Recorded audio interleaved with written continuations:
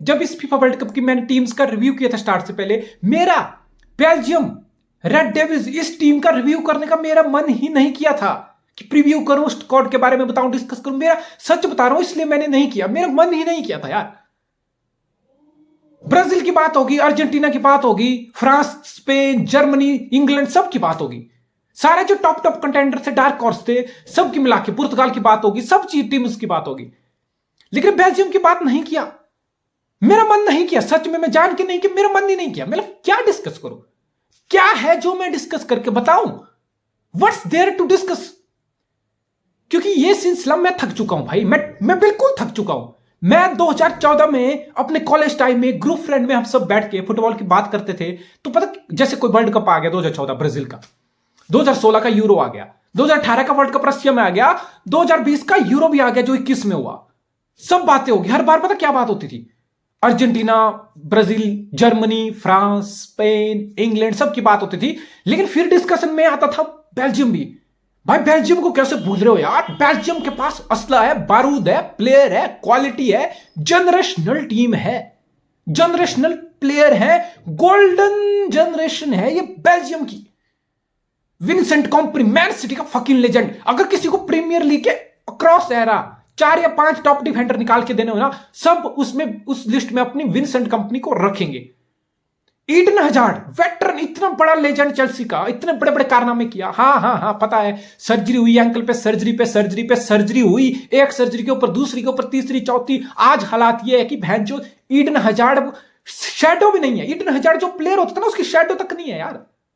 किसी को नहीं मालूम कि भाई कर क्या रहा है, क्यों कर रहा है। ड्रिबल ड्रिबल का डी तक नहीं हो रहा भाई से। ड्रिबल तो छोड़ो, बहुत बड़ी बात है इस टाइम ईडन हजार्ड के लिए टेक ऑन करना बहुत बड़ी बात है। 1v1 भी छोड़ो, वो भी तक टेक ऑन नहीं कर पाता वो। एक टाइम था जब जो पूरे डिफेंडर को बिल्कुल ड्रिबल पास ऑन कर जाता था ईडन हजार्ड। मैन इंजरी ने बिल्कुल रून कर दिया। किसी को लग रहा है कि ईडन हजार्ड क्या कर रहा है, कहां खोया हुआ है, मोटापा है, बर्गर खाता है, पिज्जा खाता है, पास्ता खाता है, भैंचो ठूसता रहता है, क्या करता रहता है, सब बहुत ट्रोलिंग होती थी उसकी। Once you become a player of club like Real Madrid और बार्सिलोना और नाउडेज मैन सिटी, लिवरपूल, आपके ट्रोलिंग नॉर्मल है। फिर आप वहां जाके खराब करोगे, आपके पैसे से आपको टैग लगेंगे, आपकी ट्रोलिंग होगी, मीम्स बनेंगे, कोई दिक्कत नहीं है। लेकिन हकीकत यह है कि ईडन हजार्ड जो लोग बोलते हैं प्रीमियर लीग टफेस्ट लीग है, मोस्ट कंपिटिटिव लीग है, फिजिकलिटी इतनी ज्यादा है, सब कुछ है। ईडन हजार्ड यहां आग लगा गया, ला लीगा में क्यों आग नहीं लगा पाया, तो फिर प्रीमियर लीग इसका मतलब है चूतिया है? नहीं, ये लॉजिक नहीं लगाओ यार। लॉजिक बिल्कुल सिंपल है, इंजरी पे इंजरी, सर्जरी पे सर्जरी, इतना कुछ चीजें खराब हुई। ईडन हजार्ड फिट होने के बावजूद भी वो प्लेयर शैडो तक नहीं है यार। साइड पास, ये पास, कोई रन नहीं ले रहा, कोई कटबैक नहीं कर रहा, कोई अंडरलैप नहीं, कोई ओवरलैप नहीं, ड्रिबल भैंचो ड्रिबल का डी नहीं दिख रहा। निकल गई स्पॉइल। 2014-18 में बेल्जियम को हम टैग लगा के घूमते थे कि बेल्जियम की जनरेशन में आ गया। देखो हर टीम का एक एरा होता है, एक दौर होता है, एक स्पार्क होती है ना। देखो हमेशा के लिए तो ब्राजील भी स्ट्रांग नहीं रहा। 2002 के बाद ब्राजील भी कुछ नहीं उखाड़ पाया अभी तक फीफा में 20 साल। यानी कि उनका जब जनरेशन थी ना, जब उनका एरा था, तो उन्होंने बहुत कुछ उखाड़ लिया, 5 वर्ल्ड कप उखाड़ लिए।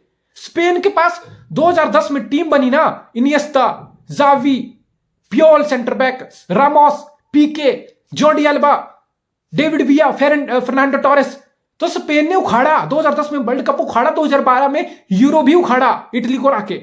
यानी कि स्पेन की टीम बनी तो स्पेन ने उखाड़ा। फ्रांस की इतनी भयंकर 2018 में इतनी जनरेशनल टैलेंट असेंबल हुआ, तो स्पेन ने वर्ल्ड कप उखाड़ लिया। 2016 में जर्मनी ने उखाड़ लिया, ठीक है। फिलिप लाम था उसमें, आपका बहुत सारा स्वेनस्टेगर था, फिर आपका क्लोजे था, बहुत सारा, लुकास पोदोस्की, बहुत कुछ उखाड़ा, जर्मनी ने उखाड़ के दिया। लेकिन बेल्जियम की गोल्डन जनरेशन निकल के चली गई, बुढ़ापे पे खड़ी है। अब केविन डी ब्रुयने ने एक स्टेटमेंट दे दी कि आई डोंट नो, मैंने वो वीडियो नहीं देखा है, शायद Kevin De Bruyne just casually बोल रहा कि no we are too old to be a favourite for the World Cup and we are bit old for do this. क्या होगा वो? लेकिन लोग बड़े बकचोदी कर रहे हैं कि देखो यार, कल बेल्जियम हार गया, जब तुम्हारा केविन डी ब्रुयने इतना बड़ा प्लेयर ही ऐसी बातें कर रहा है कि वी आर टू ओल्ड। फिर कंपैरिजन ड्रॉ किया जा रहा है कि लूका मॉड्रिच 37 साल की उम्र में क्रोएशिया को कैरी किया, उससे पहले 4 साल 33 साल का लूका मॉड्रिच क्रोएशिया को फाइनल में कैरी किया। ठीक है, लूका मॉड्रिच अच्छा खेला 2018 में, फाइनल खेला क्रोएशिया, लालिगा जीता, चैंपियन लीग जीता, बलोन डी ऑर जीता आपका 33 साल का लूका मॉड्रिच। लेकिन लूका मॉड्रिच कोई अकेला कैरी नहीं किया है। This is very wrong. बहुत क्वालिटी थी उस क्रोएशिया टीम में। ये पेरिसिच तुम्हारे, ये कोवाचिच और बहुत सारा असला बारूद था। रैकेटिच, इवान रैकेटिच को मास्टर क्लास भूल गए तुम लोग। तो ये सब फालतू का चूतिया नैरेटिव है, मैं इसमें नहीं घुसूंगा। बेल्जियम में डीप इसीलिए आया है, कंपनी निकल गया, कोई फर्क नहीं पड़ा, कोई फर्क नहीं पड़ा। चला गया बेचारा 14, 18, 20 खेल के निकल गया, कुछ उखाड़ नहीं पाया बेल्जियम। सेमीफाइनल तक पहुंचा, उससे आगे नहीं उखाड़ पाया, फाइनल स्टेप नहीं ले पाया। ठीक है जी। अभी तुम्हारा केविन डी ब्रुयने 31 का हो गया है, लकाकू है तुम्हारा, वो भी प्राइम में है, केविन डी ब्रुयने तुम्हारा प्राइम में है, ईडन हजार्ड का प्राइम होना था, अनफॉर्चुनेटली इंजरी से रूइन है वो। आपकी गोल्डन जनरेशन निकल गई यार, निकल गई। आपकी रैंकिंग जरूर अब इस टाइम जरूर 2 बेल्जियम की रैंकिंग है, फीफा दूसरे स्पॉट पे बेल्जियम। लेकिन बेल्जियम को तो एक होता है ना कि चढ़ता हुआ सूरज है, उगता हुआ सूरज है, तो भाई तेज है, तेज है, आ गया, फायर है, फायर। लेकिन ढलता हुआ सूरज है बेल्जियम इस टाइम, ढलता हुआ सूरज है। ये 2 से 10 से नीचे गिरेगी रैंकिंग, नीचे जाएगा बेल्जियम, नीचे की तरफ जाएगा। भाई क्या है, वर्टेंगन, एल्डरवेल्ड 33 और 35 साल के, ये सेंटर पे कैस्टेनिया, लेस्टर का कैस्टेनिया थर्ड सेंटर बैक था, वो बेचारा थोड़ा सा यंग है, 26 बट ही इज यंग। लेकिन एल्डरवेल्ड, वर्टेंगन, ये कहां की डिफेंडिंग करेंगे भैंचोद? ये वर्ल्ड कप में तुम्हें वर्ल्ड कप में आगे लेके जाएगा ये वर्टेंगन और एल्डरवेल्ड का डिफेंस। थॉमस मुनिए राइट बैक 31 साल के, क्या करेगा राइट विंग बैक थॉमस मुनिए, क्या करेगा यार? ट्रोगन हजार्ड उनाना खिला दिया मिडफील्ड में। वित्सल, वित्सल एक मैच में जितने फकअप वित्सल करता है ना, कि इतने मैच में कोई फकअप करके कैसे मैच जीत सकता है भाई, कैसे जीत सकता है? ट्रॉसार्ड बेंच पे बैठा है, ट्रॉसार्ड को स्टार्ट करा देता। टिलेमेंस और ट्रॉसार्ड ये दोनों जेम है। टिलेमेंस लेस्टर सिटी के लिए एक जेम है और ट्रॉसार्ड ब्राइटन में आग लगा के बैठा हुआ है पूरा सीजन। तो ट्रॉसार्ड बेंच पे, कास्टानिया बेंच पे, सॉरी आपका दूसरा बेंच पे। ये क्या है भाई? टिलेमेन और ट्रॉसार्ड बेंच पे क्यों है? ये वित्सल और ओनाना की मिडफील्ड से आप ट्रोगन हजार्ड को विंग बैक क्या अचीव करोगे भाई, क्या अचीव करोगे? कभी केविन डी ब्रुयने राइट पे, फिर उसका ईडन हजार्ड लेफ्ट पे, बातशुई क्या करेगा यार? लगाको फिट नहीं, लेकिन बातशुई क्या करेगा? केविन डी ब्रुयने अगर कुछ बॉक्स में बॉल भी डाल देगा तो बातशुई क्या है, कैसे फिनिश करेगा वो? वेस्ट करेगा, क्या करेगा वो? Mess, just a fucking mess. और ऊपर से जब मैनेजर बहुत बड़ा 4 चांद वाला रॉबर्टो मार्टिनेज, भाई क्या खिलाता है? जो एवर्टन में था ना वो 14-15, शायद 13-14-15 कुछ ऐसा एवर्टन में था वो एवर्टन का मैनेजर था 14-15 के दौर में। कैसा खेलता था एवर्टन सबको पता, बहनचोद। एक मैच में आग, अगले मैच में मूत। क्या है भाई, क्या उखाड़ने आए हो तुम? क्या लेके जाओगे भाई? बहनचोद बिल्कुल स्पॉइल है बेल्जियम का, ये जनरेशन बिल्कुल स्पॉइल है। अब केविन डी ब्रुयने क्या कैरी कर लेगा? अब केविन डी ब्रुयने कैसी बॉल डाल देगा, बातशुई क्या उखाड़ लेगा उस बॉल का? कितनी अच्छी बॉल है बॉक्स में। जब ईडन हजार्ड कुछ कर ही नहीं पा रहा लेफ्ट विंग पे, भैंचो क्या उखड़ जाएगा तुम्हारा? कैसे चीजें हैपन होंगी तुम्हारे लिए? वित्सल और ओनाना की मिडफील्ड तुम्हें वर्ल्ड कप में आगे लेके जाएगी? ये 33-35 साल के वर्टेंगन और एल्डरवेल्ड आगे लेके जाएंगे। थॉमस मुनिया, ट्रोगन हजार्ड आगे लेके जाएंगे। भैंचो माफ कर दो भाई, मुझे माफ कर दो। मैं बेल्जियम की बात नहीं कर सकता यार, मुझे गुस्सा आता है, मुझे मेरे अंदर फ्रस्ट्रेशन निकलती है। भैंचो जिस टीम का प्राइम था वो तब नहीं उखाड़ पाई, तो ये तो ढलते हुए सूरज है। ये ढलता हुआ सूरज अब क्या उखाड़ लेगा? जब जिस टाइम तेज पे था उस टाइम कुछ फायर नहीं हुआ, अब जाके ढलता हुआ अब नीचे आ रहा है भाई। अब प्राइम निकल के खत्म हो गया इनका, बूढ़े बूढ़े प्लेयर हैं। मोरक्को बिल्कुल खत्म कर दिया। हकीम जिएच बिल्कुल अपनी इंटेंसिटी से खा के निकल गया। वर्टेंगन और एल्डरवेल्ड का करियर खत्म है भाई, मत खिलाओ उनको, मत खिलाओ। कोई तो बेल्जियम में कोई डोमेस्टिक कुछ तो ऐसे लोग होंगे, कास्टानिया के अगल बगल कोई 1-2 सेंटर बैक होंगे यार, 20 साल का हो उसको खिलाओ यार। 33 और 35 साल के सेंटर बैक कहां लेके जाएंगे तुम्हें वर्ल्ड कप में? ये वर्ल्ड कप है भाई। कनाडा के अगेंस्ट तुम सर्वाइव करके, लेकिन कल मोरक्को के अगेंस्ट तुम सर्वाइव नहीं कर पाए। हकीम जियाच 90 मिनट तुम ह्यूमिलेट किया, 90 मिनट। अशरफ हकीमी बिल्कुल बहन राइट बैक से राइट विंग बैक उसके तुम्हारी लेता रहा, 3 एट द बैक होते हुए तुम देते रहे अपनी। भाई क्या ये, what the fuck is this भाई? बेल्जियम को अब निकल जाना चाहिए, बेल्जियम को इस वहम से निकल जाना चाहिए कि हम फीफा में 2 रैंक टीम है, हमारी गोल्डन जनरेशन थी, ये है वो है। डिफेंस निकालो, वित्सल, मुनियर, ट्रोगन हजार्ड, वर्टेंगन, एल्डरवेल्ड, ये 5 बंदे 32-35 साल के, इनको निकालो, खत्म बिल्कुल। टिलेमेंस, ट्रॉसार्ड, कास्टानिया, डी ब्रुयने भी चलेगा तुम्हारा 2-3 साल। लुकाकू, इनके इर्द गिर्द टीम बनाई होती ना रॉबर्टो मार्टिनेज ने, पिछले साल यूरो हुआ तो उसको पता लगना चाहिए था कि मेरी टीम में ये वीकनेस है, ये मैं 35-33 साल के प्लेयर को वर्ल्ड कप में नहीं लेके जा सकता, मुझे ये चीज सही करनी है। मुझे एक साल यूएफए नेशंस लीग होती है, कंपिटिटिव कंपटीशन होता है बीच में, तुम खिलाते ना, तुम 20-22 साल के लॉन्डो को सेंटर बैक में उतारते, गलतियां करते, वो यंग बंदा हमेशा गलती करता है। अगर पोटेंशियल होता तुम खिलाते उसको, शायद एक साल खेल के वो वर्ल्ड कप के लिए तैयार हो जाते। ये फ्यूचर की तरफ देखना पड़ता है भाई, विजन दिखाना पड़ता है। रॉबर्टो मार्टिनेज, बेल्जियम को आगे बढ़ना है ना, तो पहले रॉबर्टो मार्टिनेज को साइड में करो और ये 30-35 साल के जो तुम्हारा डिफेंस है और तुम्हारी मिडफील्ड है इसको खाली करो भाई।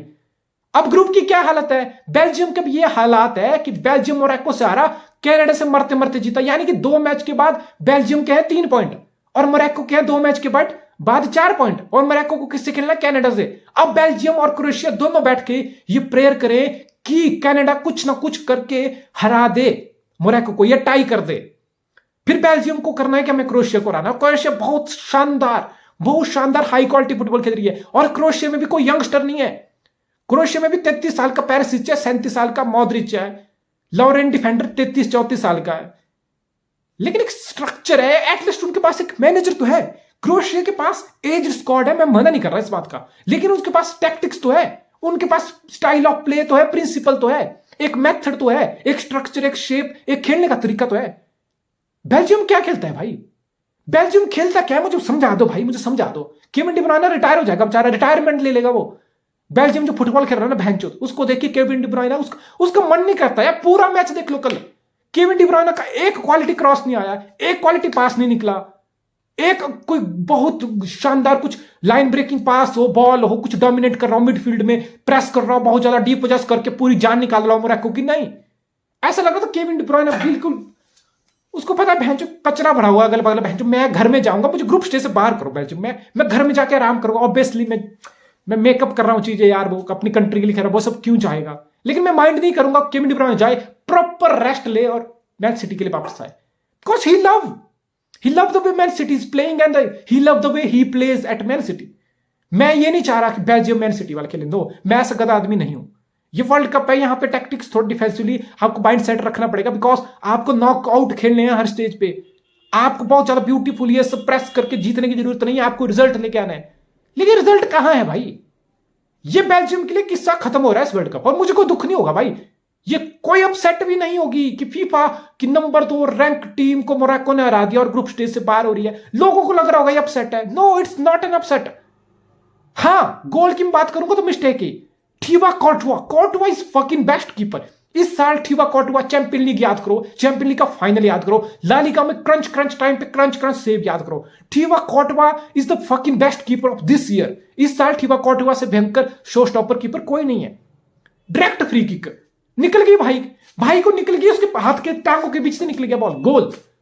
सेकंड गोल के टाइम वित्सल डिफेंड करने आ रहा है, इतना ज्यादा हैवी टच लेता है बंदा कि वो बॉल हकीम जियाज के पास चली जाती है भैंचोद। अब मुझे समझ नहीं आ रहा था कि वित्सल हकीम जियाज को असिस्ट कर रहा था, वो ये उसको पास कर रहा था, क्या कर रहा था भाई, मतलब बुलशिट। बाहर होगा बेल्जियम, कोई दुख की बात नहीं होगी, किसी को दुख मिलाने की जरूरत नहीं है भाई, कोई दुख, कोई सदमे, कोई अपसेट का नाम देने की जरूरत नहीं है कि 2 रैंक टीम बाहर होगी, नहीं। ये ढलता हुआ सूरज है, इनका गोल्डन एरा खत्म हो रहा है भाई। अब इनको बिल्कुल साइड में रखो, इनको आराम करने दो, नई टीम बनाने दो, फिर जाके आगे फ्यूचर में इनकी बात की जाएगी। दिस इज नॉट एक्सेप्टेबल, ये खत्म है भाई, बेल्जियम का जनरेशन खत्म हो रहा है, दैट्स इट। सैड, कुछ उखाड़ नहीं पाए अपने प्राइम में, that's sad, but it's the fact, it's the reality, Belgium का टाइम खत्म।